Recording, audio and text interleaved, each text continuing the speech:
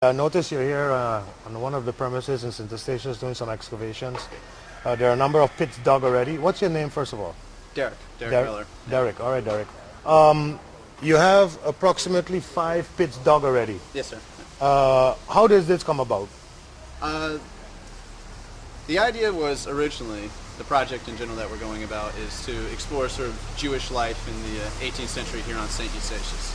We know from oral histories from Siegfried Lampe, who actually informed us that the compound here belonged to the cantor, who would have been the leader of the Jewish community in the 18th century. So we decided to target our excavations here. The pits that you see are put out throughout the yard. What we're trying to identify is some of the outbuildings that would have been part of the actual compound, as well as finding domestic trash that would have been there. Looking for the daily life signs that you can find through the artifacts. So finding his dishes, finding his glassware, finding what he was eating, the bones and things like that. So is it normal to start in the yard or in the property proper, or where do you normally start? You just pick a spot and you start? We normally start in the yard because one of the things when you're thinking about archaeology is where are people throwing their things away? That's where we're going to find material. People tend to keep their houses very clean. Inside your house, you sweep up all of your artifacts. Where do you go dump it? You go dump it in the yard. Mm-hmm. And so that's why we came out and actually started in the yard, suspecting that's where we're going to find the most material. All right. I also noticed that you're digging in a corner there. That is supposed to be the toilet, isn't it, right? Yes, that's the privy. Yeah. What did you find there so far? Privies tend to have excellent preservation. The artifacts that you find there are much bigger. Mainly because people don't walk in privies, right? Okay. It gets deposited, no one's going to break the material out. So we found a lot of really nice big glassware, some nice big pieces of ceramics. Currently we're still in the 19th century, so 1850s and onwards, but hopefully as we go down slowly, meticulously, we'll come across some of the well-preserved stuff from the 18th century. Anything else interesting that you have found so far? Yeah, we found quite a few sort of signs of domestic life, including a little doll's foot. This would have been a small ceramic doll that probably a young child would have been playing with. Mm-hmm. So it's really interesting to find these little tidbits of what it was like to be here, and also very interesting to see the continuation. So even the people, the young children in the 18th century, we also found marbles and things like that, are playing the same games that many of the children today are playing. Marbles. So, yeah. Okay. This property, you suppose, was where the Jewish priest, what do you call him? Cantor. Cantor, yeah. right. Yeah. So you think that the cantor used to live here? I think the cantor used to live here. He probably had, the building behind you was probably his home. The first story may actually have been a place where he would have been engaging, more public space, also where he stored a lot of the materials for the synagogue itself.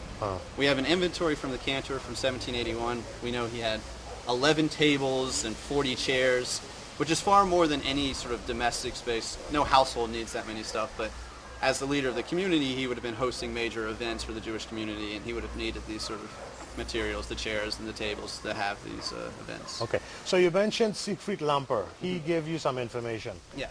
In order to get more information, where are some of the places that you may visit for, let's say, proper records? Proper records. Yeah. The first one will be actually the Domaine de Affairs here, just up the road. And then after that, we'll probably have to go to The Hague and Holland, where a lot of the records for St. Eustatius still exist, but no one has gone and looked at them. For so far as you have seen on this property, what have you seen? Cisterns, buildings, what else? Yeah. Besides what's clearly visible, we've actually uncovered the another wall over here, which would have been another outbuilding. And what's really exciting is in 2 of the units we've come down upon a real hard-packed surface, which is probably the original surface from the 18th century. So this is where people would have been walking around compressing the soil. So hopefully once we start excavating that, we'll really get a clear picture of what was going on in the 18th century. So you think that this pit here where we are seeing walls was a building before? We think that this was a building before. It's either going to be the kitchen or possibly the slave quarters. We know the cantor owned about 4 slaves, and they would have needed a living space as well, so could be either one of those. All right. What we have here is the remains of an older wall, perhaps of the kitchen or the slave quarters. But you can see right here and mortared into it are the remains of the wall that's still standing, probably the footer of the wall, extending in both directions. Where you see we've dug out here This was actually part of the wall that had been removed at some point after the wall had collapsed. People had taken the stones away. And we dug down here hoping to find some sort of evidence of when this wall was built. Haven't had a chance to analyze that yet. All right. No wood fragments or anything like that yet? No wood fragments. Potentially, what you have here and potentially here could have been post holes for wood. Wood doesn't preserve in the ground very well, so we rarely find the wood, but we often find where the wood would have been. Would have been, all right. How long do you think you're going to be here? We're going to be digging at least for another 2 weeks. We'll see. Grant with CCAR may extend it longer. Unfortunately, I have to return back to the States on February 18th. I was just about to ask you. You're from the States, yeah. And I noticed a number of other people that are working together with you. They're volunteers here? These are all volunteers of CCAR who come out and staying with us. All coming from the U.S.? No, we have 2 Canadians and a couple Dutch. So, it's all right, thank you much. Oh, thank you.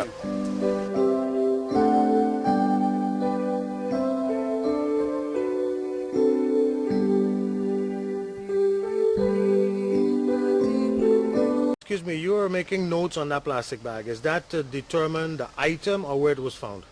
Where it was found. Each of the units has a number. And then you go down to specific layers, and at each layer you may see a noticeable change in the composition of the earth. So you change your context and your film number. And because obviously at each depth you're approaching different eras or different periods of time. And you are? My name is Bill Lane. I'm a Canadian and a volunteer with CCAR. Fantastic. Thanks a lot. Thank you. Yeah.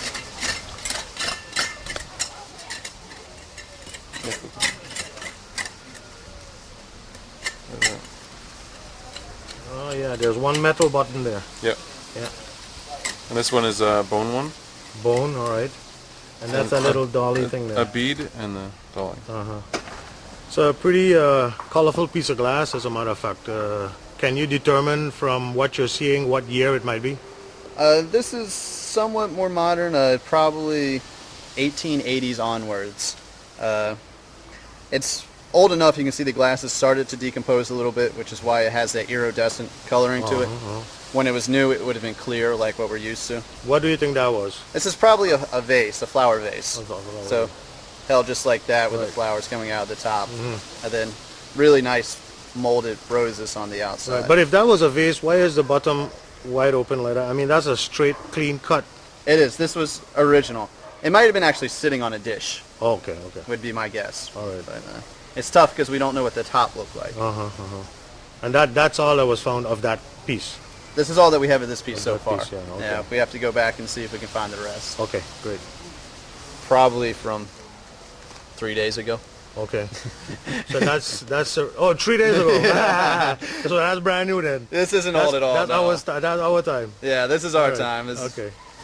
People continue to throw things in the same area, Okay. All right, can I get your name, please? Sydney Shapiro. Okay, and you're shaking some dirt here for what purpose? Well, we're going to sift the dirt. It's a 5mm screen, and we'll basically see what comes out after we take out all the dirt. So you can already see coming out, we have pottery, and there's pieces of coal, charcoal, and of course a lot of rocks and glass. But basically we're looking for buttons. For buttons? That's right. And you found 3 or 4 already? 25 so far. 25 buttons? And 4 today. Wow. All right. Any pipe fragments or anything like that? Tons of pipe fragments. Okay. I don't think there's going to be any in here, but we find them all the time. Okay. From what I'm seeing, you have a lot of fragments of pottery, nails, for me, junk. You must have a lot of that pieces of items. What do you do with them? Store all of that stuff? We store all of it and we count it. It's important to do a statistical analysis so we could get an idea of what's going on in each layer, in each square, so we can compare them to different areas. So if you find, let's say for instance, 100 nails in one area and 200 in another, what would that tell you? The level of activity, different types of building, the activities that were going on, and also the types of nails could say what era we're looking at. Well, how do you determine that? Well, modern nails are usually round, older nails are square, the ends are different, and it all has to do with the nail technology, the way that they're made. The same thing's true for pottery, and the same thing's true for glass and other artifacts that we find. Okay, something else interesting that you were showing me a while ago was a floor made out of brick. Can we go and look at that?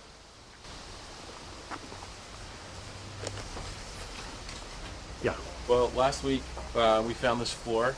If you look at this building, when we came in, we didn't expect anything to be under this level because you could see over here, there's floor piers where the original wood floor, where a later wood floor sat on top of these concrete pieces. And when we started digging, we first found this section here of bricks on their side, and it's very common bricks on the island, but this is one of the first floors that are found on Statia. And then later we found this drain in the back they have going on their side. On the other side of the wall, there's actual drains that bring the water out to the street. So, Why would they use brick floors in those days? it's available, easy to wash, and it's obviously an extremely solid surface. And we think that this is the bottom. There's probably nothing under this. Yeah. Was this maybe some ballast or something that they took out of the boats and refilled it with perhaps other commodities to take back, and then they left the ballast here, and that was used for floor? Yeah. Is that basically it? Yeah.